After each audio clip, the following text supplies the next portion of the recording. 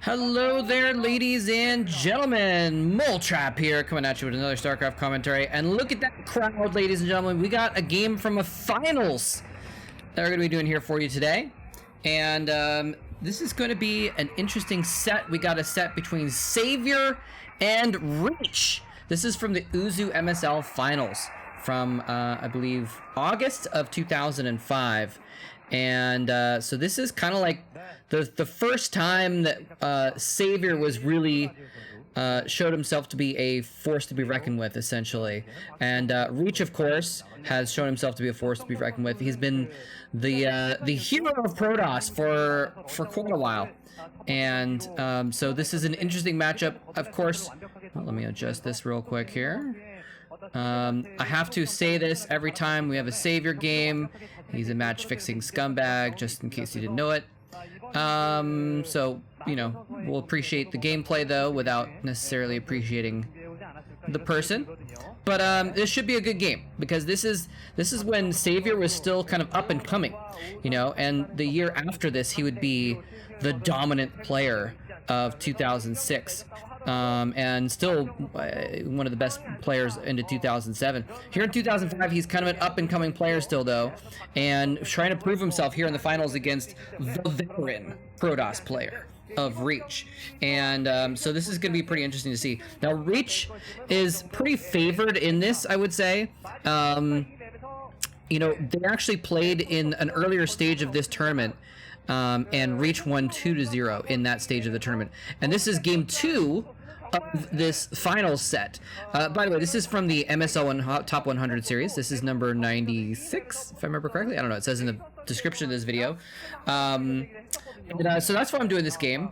And I thought about doing the whole series, but you know, I'm just not a fan of casting Savior games. They just leave a bad taste in my mouth. But I'm trying to do all of the MSL 100 games, and Savior is going to be in quite a bit of them, to be honest. But we're going to go through and cast the MSL 100 games anyway. But in any case, the point being, this is game 2 of the finals, and Reach has won the first game of the finals. So Reach is like kind of favored here, but you can't count Savior out. I mean, Savior is, you know, the player who changed Zerg gameplay, basically, and showed that it was possible to be a dominant Zerg. And so, not that it was possible, but like, he's the one that kind of showed a new style of play, and it took BSU to completely redesign Protoss play to defeat him in the end of 2006 to 2007. So, point being, even though Reach is ahead, you know, this could be, I honestly don't know, I'm learning along with you guys, this could be the moment where Savior breaks out and shows what Zerg can do. But in any case, we got a nice little 2005 replay here with no pixels in it, but hopefully you guys will still enjoy the game regardless of the video quality. Anyways, we got Reach doing kind of a fast expansion here. This is like, you know, you can see how, you know, BSU's famous for doing this Forge expansion build, but, you know, called the BSU build, and but it was different than the normal Forge expansion build, which is already kind of popular. So you've seen Reach do a little bit of a Forge expansion build here too. And look at this, Savior going, did he go 3 hash before pool? I think he did. And so this shows you the evolution of the game, by the way. I don't think he's got a spawning pool yet. Let's go. I'm gonna wait till we go back to Savior's base to really check this out and make a determination. But it still goes to show you the way the game has progressed. Okay, he does have a pool. Never mind. I'm just kidding. That you know, normally, like in the modern day, the Protoss is going to scout what the Zerg is doing, and they're going to avoid getting those cannons. You know, we saw in the ASL the ultimate evolution of this, this changing of this gameplay between Zerg and Protoss in 2005, 6, 7. You know, in the ASL, you know, Mini was skipping cannons altogether, because why do you get the cannons? You get the cannons if you're under threat from a bust, right? And if the Zerg isn't attacking you, if there are only 4 Zerglings are chasing your probe around their base, there's no threat. There's no threat there. So I would say in 2021, those cannons would have been considered unnecessary, and he should have gotten a gateway first and started his tech advancing more quickly instead of getting those cannons. But in 2005, it was kind of the normal thing to do, and I think that's probably like, you know, one of the things that Savior was able to do was to punish that by playing a macro game in response to this safe play that Protoss players were going out on. So again, you know, it's just kind of interesting to see that this is 2021, and you know, Reach being the best Protoss player in 2005,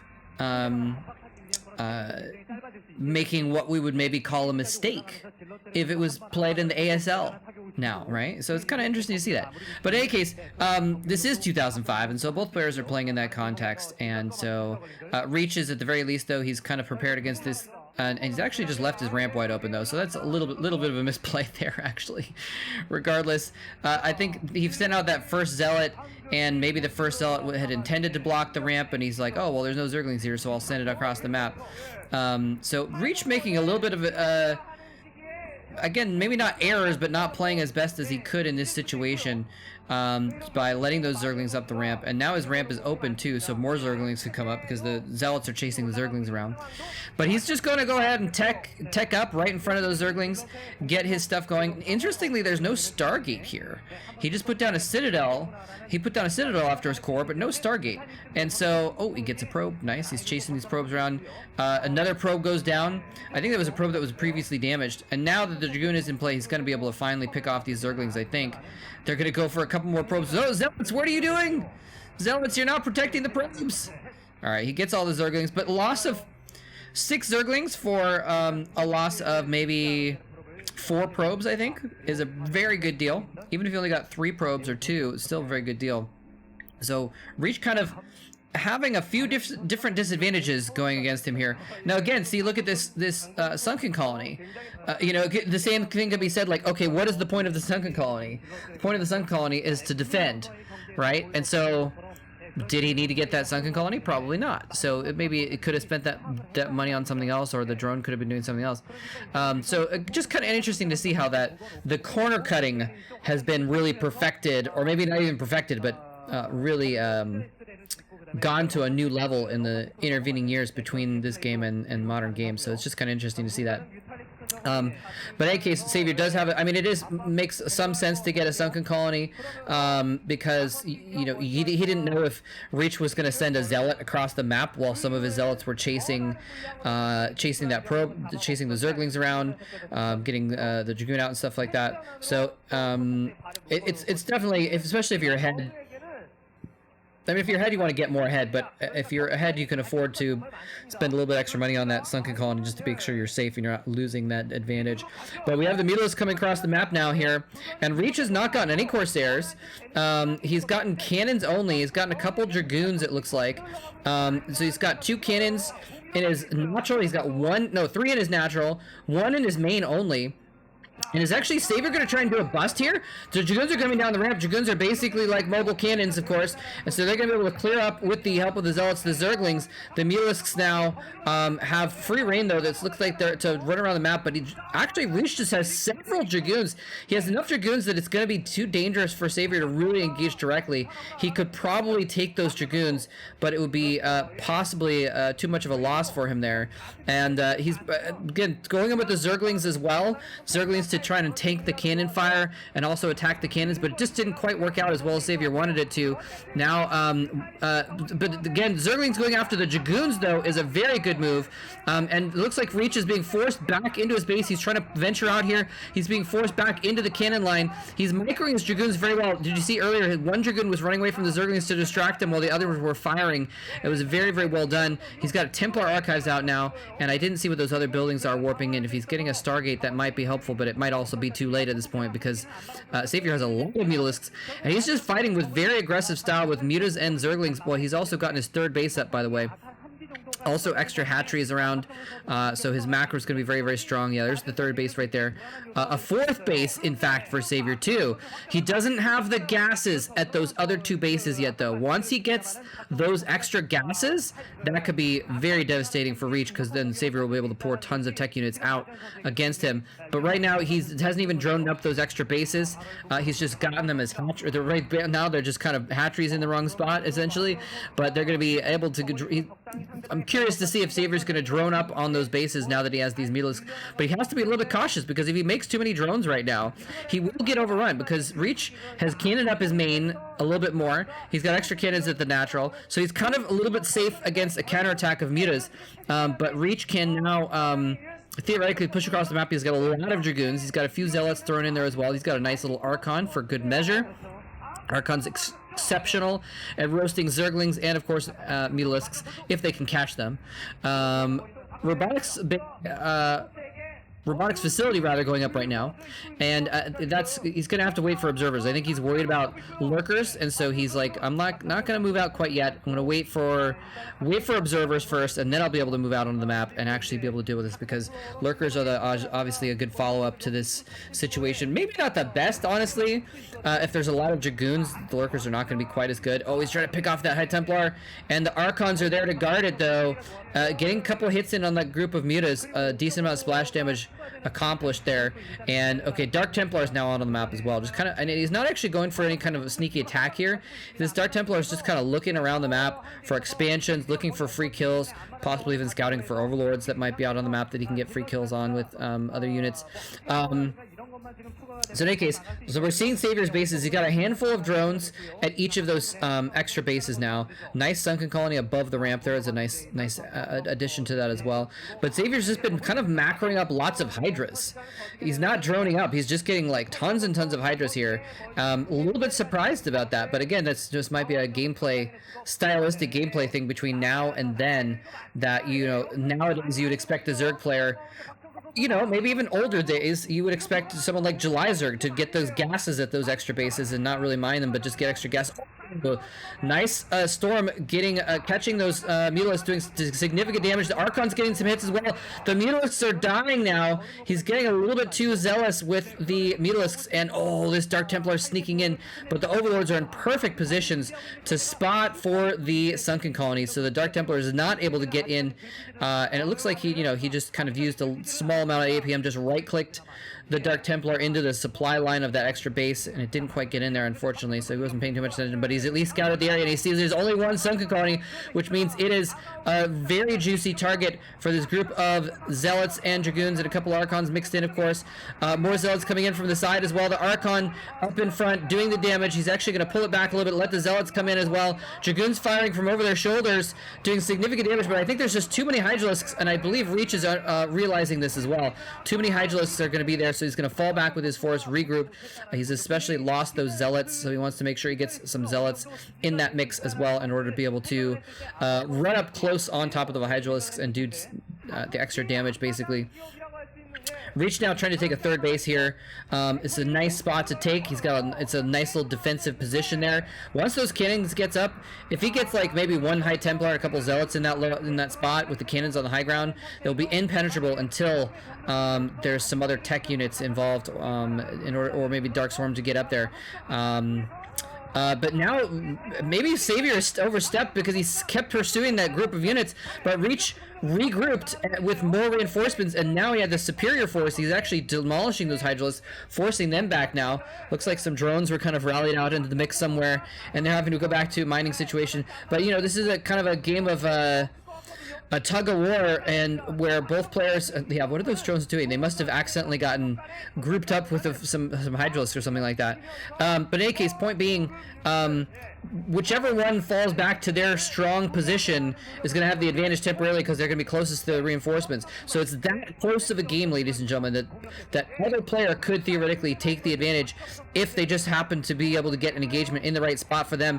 And here's a nice spot here for Reach. Looks like Savior was engaging on those cannons. A decent Storm lands on a few Hydralisks. It's not exactly the amount of AoE damage they really needed, but he blocked, if you saw those probes sneaking below there, he blocked the Hydralisks from killing off those probes. probe, so they're able to transfer into that extra expansion. Again, Reach getting a round of reinforcements in, able to take the advantage. Reinforcements coming in from the right from Savior. Is he going to be able to retake the advantage there? It looks like no. No, his reinforcements not quite enough. He's not quite close enough to his rally point to really make full use of a round of reinforcements coming in. So Savior forced to fall back now. Again, both players getting an advantage in a fight, pursuing their enemy, you know, to try and catch the retreating units, and encountering reinforcements, having to fall back themselves, having some of their own retreating units being picked off. It's just been back and forth here. So, you know, in that sense, when you look at, okay, well, since neither player seems to be able to win this, well, hold that thought, because these High Templars could be the deciding factor. There's not a ton of Hydras, and there's even less now that those storms landed. He's got more storms in the bank as well. Savior's Hydras are clumped up for another beautiful storm. Another beautiful storm on top of that, and it looks like Savior's Hydras have been absolutely annihilated. There's not many pixels, but you can at least tell the difference between the space platform and the red blood of those Hydras splattered all over the map. Reach just absolutely demolishing those forces, and now he actually gets out with the High Templars alive in order to morph them into Archons as well to add into his ground army. He's going to be able to reinforce the ground army with more spellcasters, and I feel like Reach is starting to pull ahead in this game. It was back and forth, but Reach is doing so well. Savior has only been able to get those 4 bases up, and he hasn't been able to get up too many more. He's been able to drone up those bases a little bit more, though. I didn't see if he had gas at those extra 2 bases, though, but he wouldn't need them if he's going for mass Hydras, which is what it seems like he's been doing. I'm a little bit curious to see why he hasn't done any tech on top of that. Those Mutalisks are still alive. He's actually brought them in to do some harassment in the back. I should say the remainder of those Mutalisks are still alive. He didn't have too many left after they got hit with Storms and Archon shots.